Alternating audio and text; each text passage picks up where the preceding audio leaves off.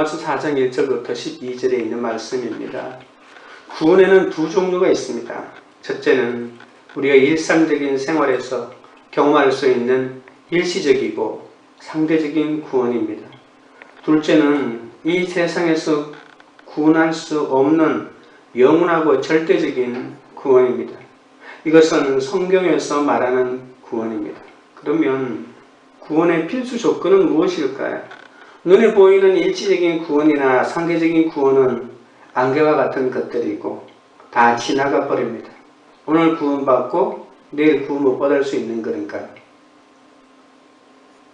상대적인 구원은 그렇게 모든 믿지 않는 사람들도 경험할 수 있는 것이라면, 문제는 절대적이고 영원한 구원이 무엇이냐는 것입니다. 성경의 구원관인 절대적인 구원은 절대자인 하나님에게서만 있다는 것이죠. 영원한 구원이란 영원하시고 절대자이신 하나님에게만 있고 하나님이 우리에게 베푸시는 겁니다. 그런 관점에서 봤을 때 이 인간 구원의 필수 조건은 먼저 상대적이고 유한한 인간에게는 절대적인 구원이 있을 수 없다는 것을 먼저 깨달아야 합니다. 인간 자신의 노력과 선행과 또 철학적인 사고를 통해서 이루어지지 않는다는 것이죠. 구원은 철저하게 하나님에게 속한 것이고 하나님만이 이 구원을 주실 수 있다는 사실에 동의해야 구원을 얻을 수가 있는 것입니다. 오늘 본문에는 세 가지 관점에서 믿음에 대해서 말하고 있습니다. 아브라함의 예에 대해서, 그리고 다윗의 고백에 대해서, 그리고 할례라고 하는 것에 대해서 세 가지 관점에서 영원한 구원을 어떻게 말하는지 살펴보도록 하겠습니다. 1절, 2절입니다. 그런즉 육신으로 우리 조상인 아브라함이 무엇을 얻었다 하리요? 만일 아브라함이 행위로서 어렵다 하심을 받았으면 자랑할 것이 있으려니와 하나님 앞에서는 없느니라. 창세기에 나타난 구원은 어떻게 시작할까요? 아브라함은 이스라엘 백성들에게 영적인 지주입니다. 믿음의 조상이고 또 이스라엘 종교의 창시자입니다. 창세기 50장에 걸친 수많은 사건과 기록들은 하나의 사실로 집중됩니다.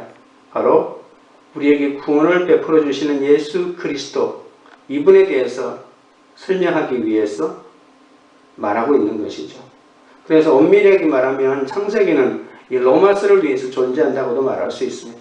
창세기는 중요한 구원의 핵심을 가르쳐주는 책입니다. 이스라엘이 받아야 할 구원과 믿음이 무엇인지를 바로 내가 받아야 할 구원과 믿음이 무엇인지 가르쳐주는 책으로 연결해서 오늘 본문에서 설명하고 있습니다. 창세기 12장 1절에서 3절을 보면 하나님께서 아브라함을 선택하는 이야기가 나옵니다. 여호와께서 아브라함에게 이르시되 너는 너의 고향과 친척과 아버지의 집을 떠나 내가 내게 보여줄 땅으로 가라. 내가 너로 큰 민족을 이루고 내게 복을 주어 내 이름을 창대하게 하리니 너는 복이 될지라. 너는 너를 축복하는 자에게는 내가 복을 내리고 너를 저주하는 자에게는 내가 저주하리니 땅의 모든 족속이 너로 말미암아 복을 얻을 것이니라 하신지라. 아브라함은 왜 선택을 받았을까요? 믿음의 조상이라는 특권을 왜 받았을까요? 아브라함 인생 자체는 실수투성입니다. 자식이 잘나면 부모가 얼마나 좋겠습니까? 공부도 잘하고 인격도 바르고 또 매사에 지혜롭기까지 하면 그 부모는 얼마나 좋겠습니까? 그러나 그렇지 않을지라도 부모는 자식을 사랑합니다. 창세기 12장 2절 3절에 보면 아브라함이 이런 말을 들을 만큼 훌륭한 인격을 가졌거나 또 열심히 일한 사람이 아닙니다. 이만한 말을 들을 수가 없어요. 모든 민족이 축복을 받는 기준으로 아브라함이 제시될 만큼 아브라함은 탁월한 사람이 아니었습니다. 그냥 우리가 우리 자식을 사랑하듯이 그냥 탁월하지 않았는데도 사랑하는 것과 똑같다고 볼 수가 있습니다. 아브라함이 정말 하나님께 노력하고 충성했습니까? 전혀 그렇지 않죠. 어떤 행위를 함으로써 하나님께 인정받고 의로워진 것이 아니라는 사실입니다. 이것은 무엇을 보여주나요? 믿음의 시작은 아브라함에게 있는 것이 아니라 하나님에게 있다는 것을 보여줍니다. 아브라함이 하나님을 찾은 것이 아니라 하나님이 아브라함을 찾아오셨습니다. 그 이유가 뭘까요? 답이 없습니다. 우리가 이것을 설명할 수가 없습니다. 철저하게 하나님의 선택에 달려 있는 것이죠. 이것이 하나님의 은혜입니다. 하나님이 우리를 왜 구원하셨는가? 이거 어떻게 알 수 있습니까? 모릅니다. 하나님이 아브라함을 택한 것과 마찬가지로 우리를 택한 것도 설명할 수 없습니다. 그저 은혜라고밖에 말할 수 없습니다. 내가 왜 예수를 믿게 되었나요? 가장 중요한 답은 은혜라고밖에 말할 수 없죠. 내가 왜 하나님의 선택을 받게 되고 그것도 하나님의 은혜죠. 3절입니다. 성경이 무엇을 말하느냐? 아브라함이 하나님을 믿음에 그것이 그에게 의로 여겨진 바 되었느니라. 아브라함이 무조건적으로 하나님의 은혜와 선택을 받은 이유는 어떤 행위에 있지 않고 하나님을 믿고 무조건 순종했기 때문이다. 우리가 하나 찾을 수 있다면 이것밖에 없을 겁니다. 아브라함의 위대함은 하나님을 믿고 신뢰했다는 것입니다. 믿었기 때문에 의롭게 된 것이 아니라 믿은 것을 하나님이 그냥 의롭다고 여겨준 것이죠. 우리가 하나님을 믿는다고 하면서도 실제로는 의가 되지 못하고 부르심을 받았다고 하면서도 계속 목마르고 믿었다고 하면서도 그 능력이 나타나지 않는 이유가 뭘까요? 데라를 생각해 보십시오. 아브라함의 아버지 데라는 부름을 받았지만 갈대아 우르를 떠나서 하란으로 갔다가 다시 밑으로 내려와서 가나안으로 와야 되는데 가나안으로 내려오지 않고 하란에 머물고 말지 않았습니까? 이건 반쯤만 순종한 거죠. 출발은 했지만 목적지까지 가지 못한 거죠. 어쩌면 하나님은 수많은 사람을 불렀을 것입니다. 그러나 그 부름에 순종한 사람이 그렇게 많지는 않았습니다. 하나님을 믿고 신뢰한다고 하지만 실제로 신뢰하지 않기 때문에 우리에게는 이런 문제가 일어납니다. 믿는다고 하면서도 진짜 의가 나타나지 않고 부름을 받았다고 하면서도 계속 다른 것을 찾고 있고 믿는다고 하면서도 능력이 나타나지 않는 이 말입니다. 교회에 나와서 신앙생활 하면서 믿습니다라고 합니다. 그러나 정말 우리가 하나님을 믿고 있느냐는 이 사실에 대해서 점검해 보아야 합니다. 성경을 많이 알고 있으면 하나님을 신뢰할 수 있습니다.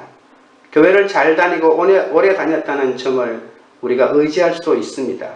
그러나 교회를 그렇게 오래 다니고 성경을 그렇게 많이 알고 있고 전도를 그렇게 많이 했는데도 우리 가운데 어려움이 오면 남편이 바람을 피우거나 돈을 잘못 벌어주거나 자녀가 자기가 원하는 대로 대학이나 취업이나 결혼이 안 되면 그런 일들이 일어나면 당황하면서 너무 힘들어합니다.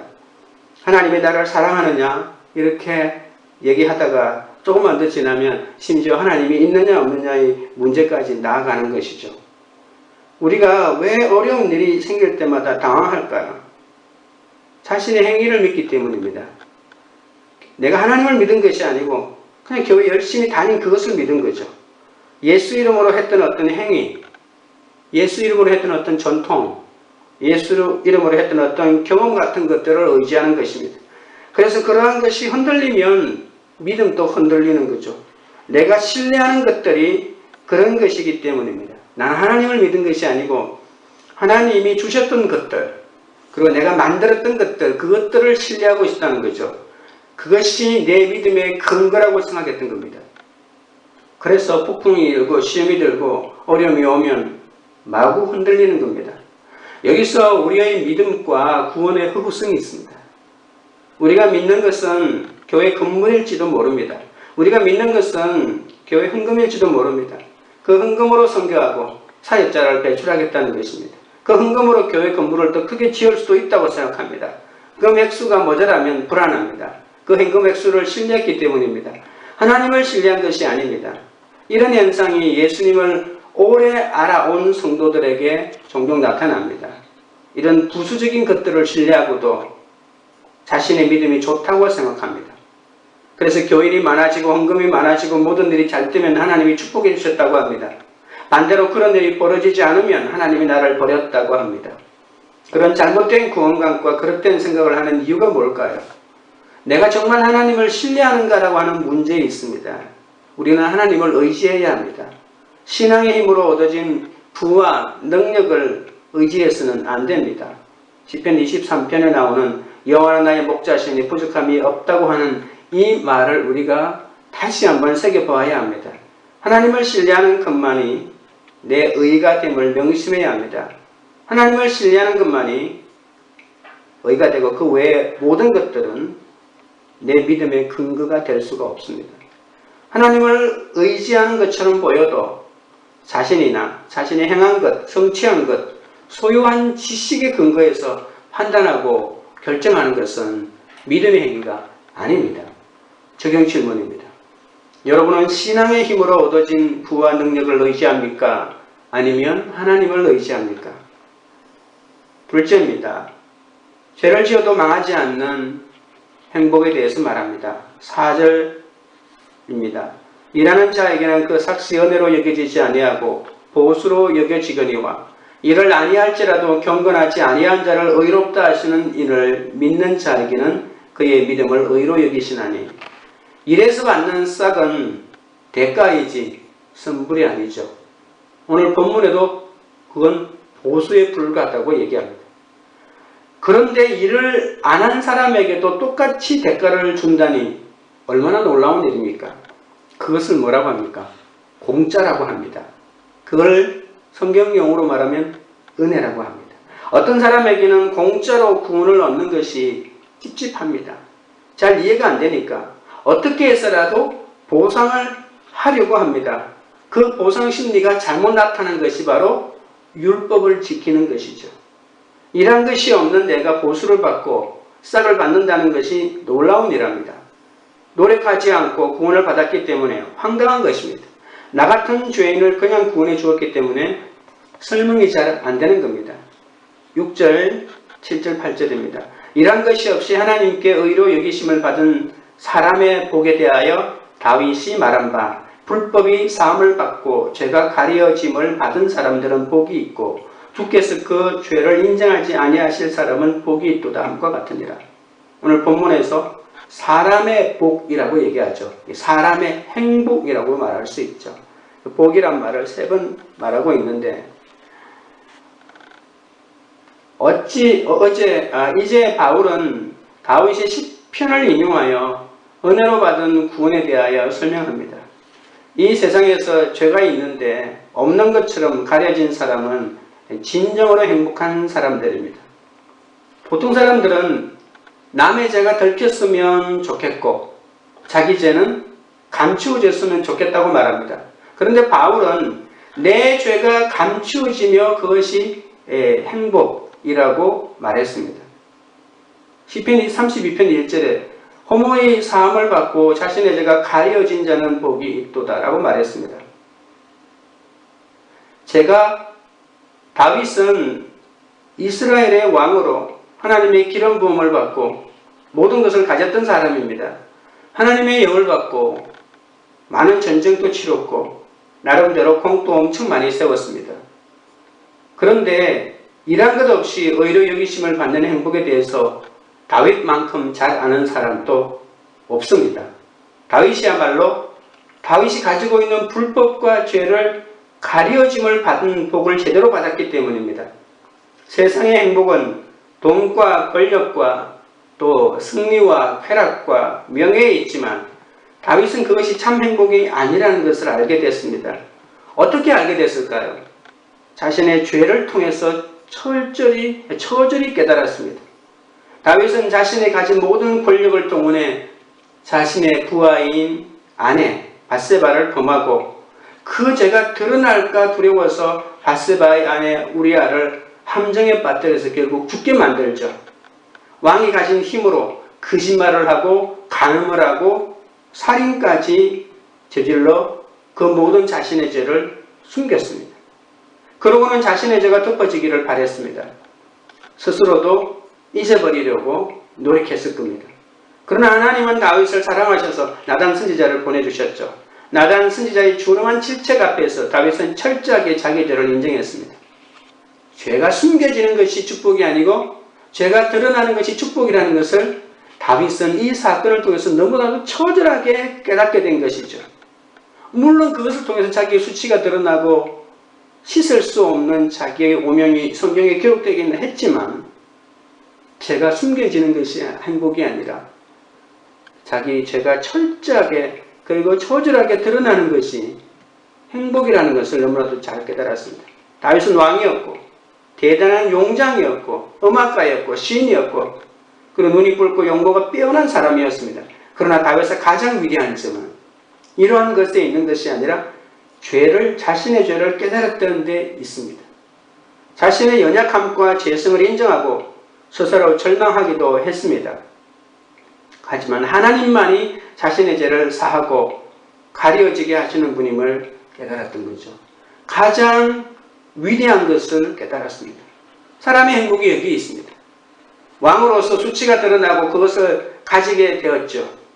그가 받은 의는 하늘 문을 여는 열쇠였으니까 이것이 얼마나 큰 행복입니까? 그래서 그는 시편의 수많은 노래를 통해 자신의 연약함을 낱낱이 고백합니다. 그런 다윗의 간절한 회개가 수천 년 동안 우리에게 은혜를 끼치고 있는 것이죠. 죄가 가려짐을 받는다는 것은 내가 내 죄를 인정하고 고백하고 토설하면 그 죄로 인한 심판은 받지 않는다는 것이죠. 이것이 얼마나 큰 행복인지 깨달은 사람만이 알 수 있습니다. 숨기고 가다가 나중에 하나님의 영원한 심판대 앞에서 그때 드러나면 어떻게 하겠습니까? 아무도 모를 줄 알았는데 하나님이 그것을 언급하는 거죠.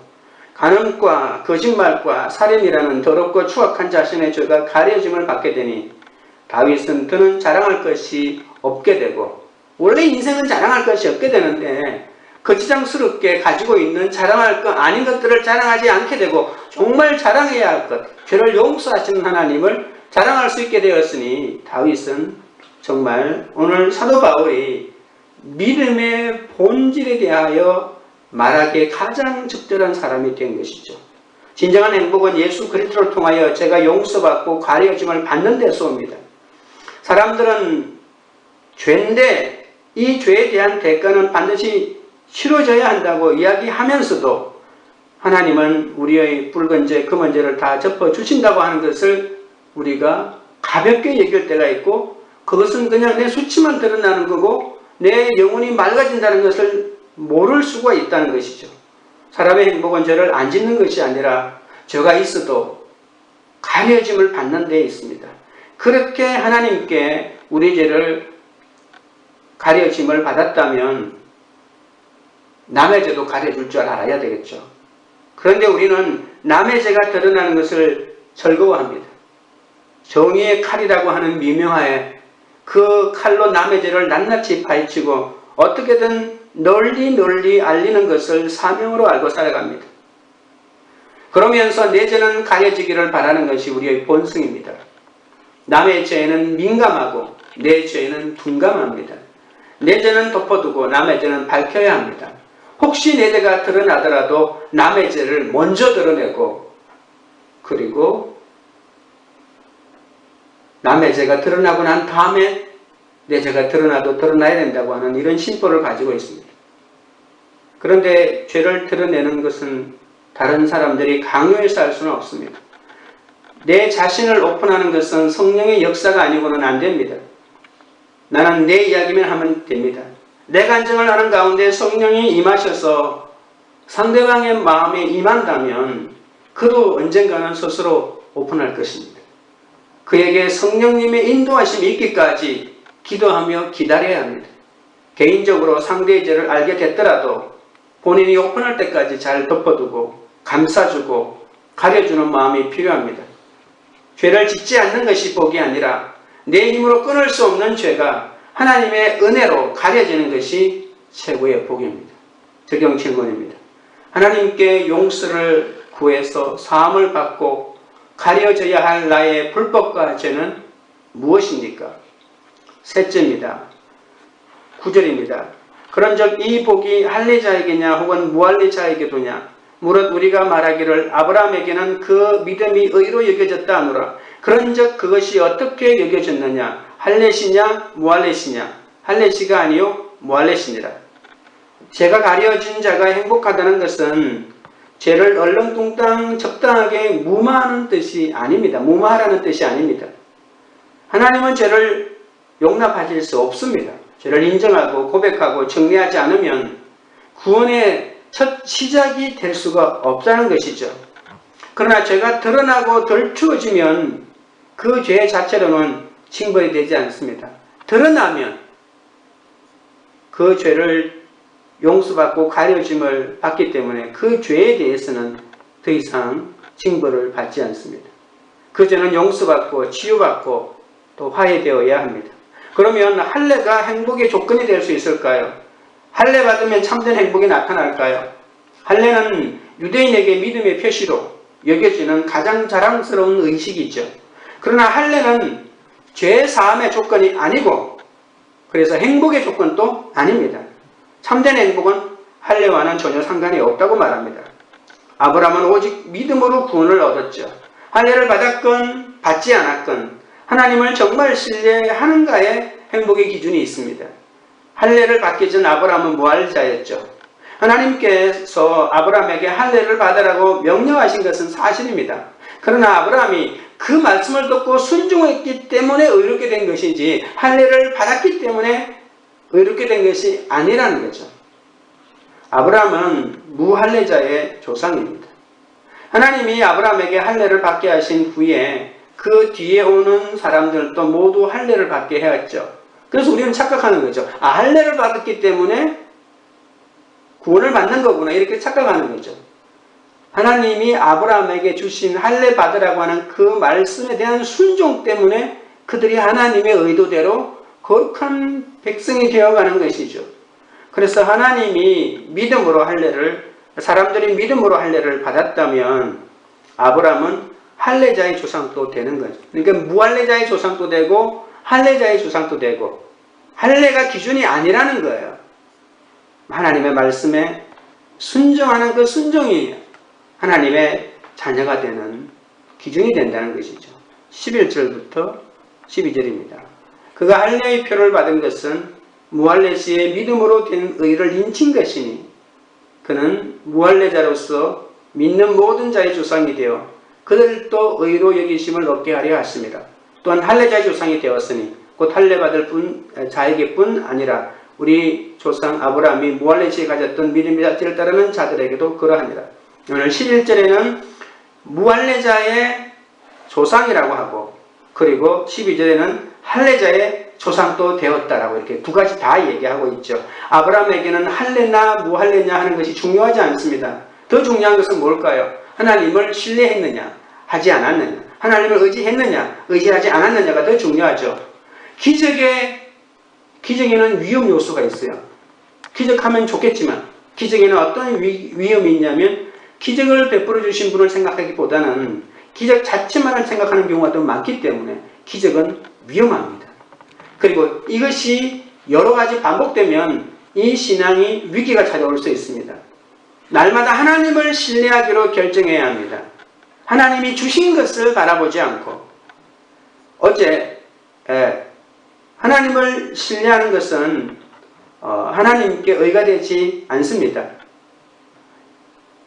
이 순간 내가 하나님을 신뢰하거나 혹은 내가 어떤 새로운 사실을 결정하는 그 순간에 하나님을 신뢰해야 내한테 의가 되는 것이지 내가 한번 하나님과의 관계에 있어서 할례를 받아 놓았다라고 하는 그 하나가 내가 그 다음에 하나님의 말씀에 어떤 선택을 하든지 계속 작동하는 게 아니라는 사실을 알아야 합니다.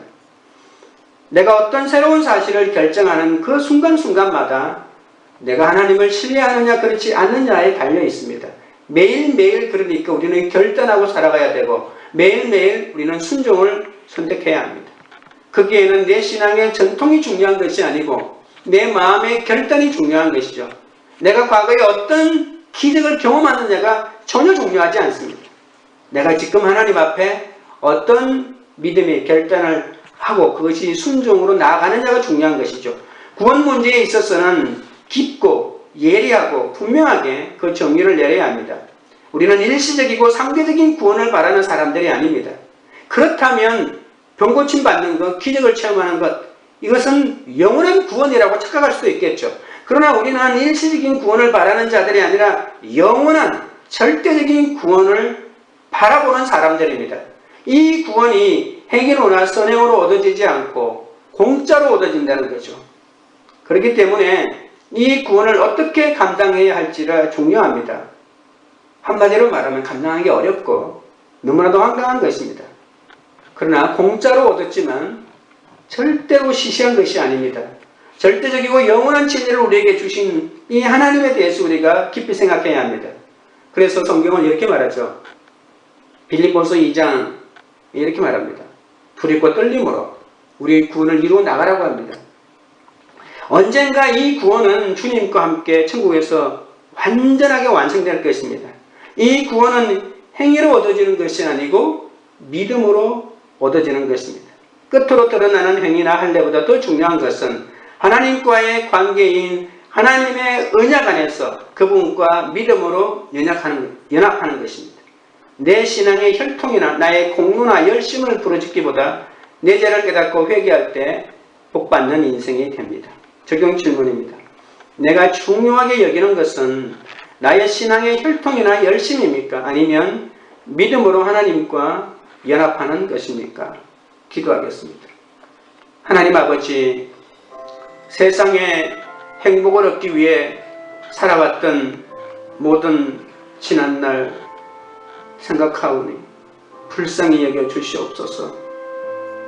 아무리 손으로 잡으려고 해도 누릴 수 없는 행복을 얻기 위해 얼마나 동분서주하고 살았는지 모릅니다.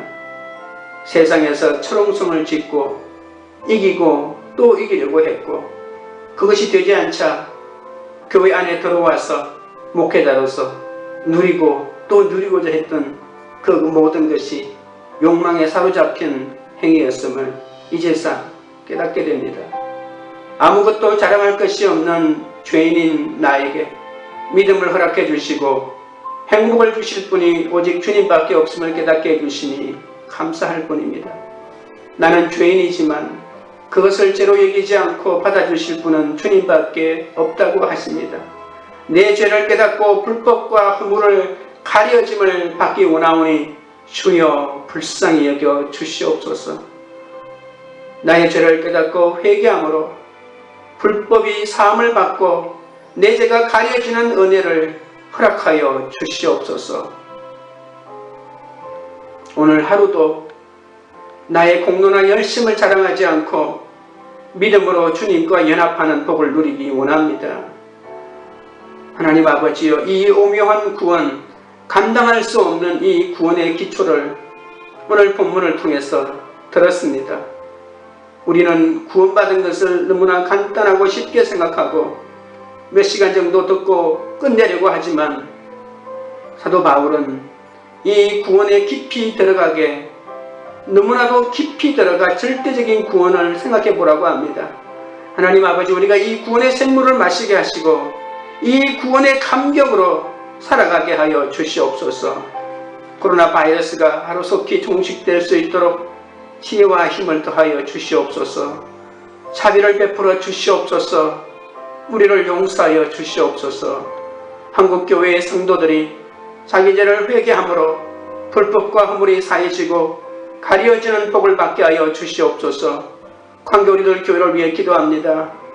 우리에게는 남의 죄를 드러내기 원하고 내 죄는 감추고 싶어하는 사악함이 있습니다. 성령의 역사로 모든 죄와 고통을 가려짐을 받고 서로를 가려주는 우리 공동체가 되도록 인도하여 주시옵소서.